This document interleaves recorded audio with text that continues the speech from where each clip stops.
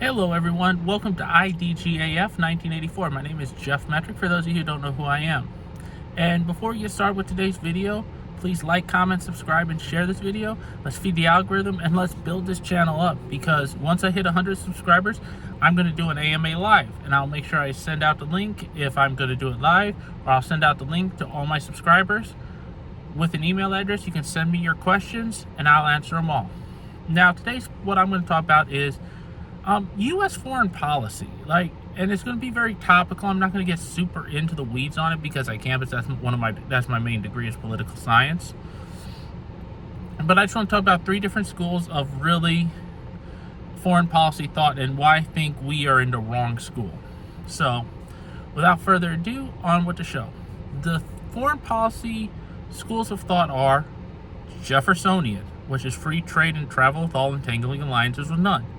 This is a school I subscribe the most to, but a little bit with Jacksonian, which I'll explain in a minute.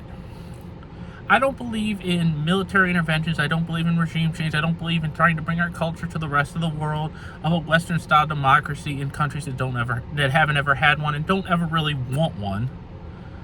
That is more of the Wilsonian way, and that really came about under President Woodrow Wilson. I'll get into that in a minute. But that is not a way to establish anything. If we want to have regime change, it's not sanctions and military actions. If we want to change North Korea, trade with them.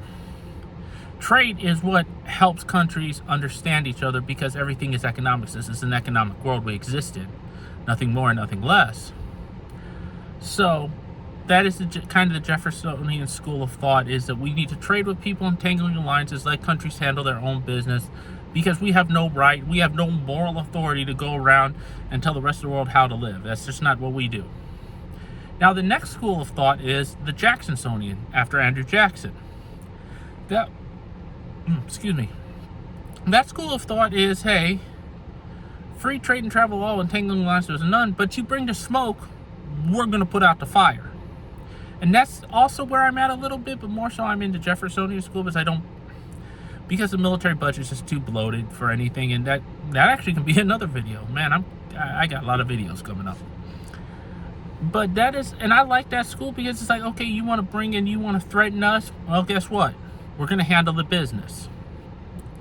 And now the last school of international thought, which is the most recent, is kind of a neoliberal school of foreign policy. And that is the Wilsonian, named after President Woodrow Wilson. His 14 points about self-determination, about liberalizing, bringing democracy to the rest of the world. It's the white man's burden to bring democracy to the rest of the world. No, it's not. The rest of the world can figure out what they're doing, or they can't, and it's not our business. We should trade with them because they have resources we want, and we have products that they may want, and great, cool, everyone wins. It's a win-win. So those are the different schools of economic or not economic thought, but foreign policy thought. My apologies. And we are in the wrong school. We're in a very Wilsonian way of thinking about stuff, of we need to bring democracy. These people need to have human rights. No. Let cultures exist how they want to exist. What you're trying to do is impose one world culture on everyone, and that's the Western culture. And guess what? That works here because we have those ideas founded in our founding documents. Other countries don't, and that's fine. Let them exist how they want to exist. As we go around and try to micromanage the world, say, you need to respect LGBTQ rights. No, they don't. Women need to have the right to vote, or women need to be able to get educated. It's not our job to do that.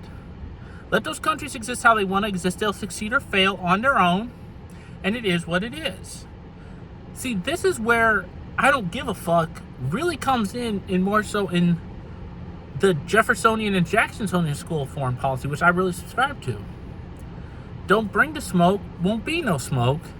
And hey, I want to trade with you because you have a resource I want, or we have stuff you want. We can trade and figure out a deal.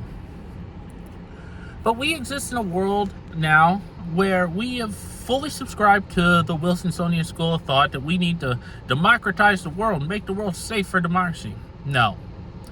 Democracy in its purest form is the worst form of government, as Benjamin Franklin said. democracy is the worst form of government, but it's still better than all the rest, and that's really sad when you think about it, because that's gonna be my video for tomorrow or Monday. It's going to be explaining the different forms of democracy and why we're Republican, not a democracy. And I hate when people do that, because it's wrong. It's factually wrong. We're not a democracy, never have been, never will be, hopefully. So if you have any questions, please like this video, comment on it. I'll get back to all the comments.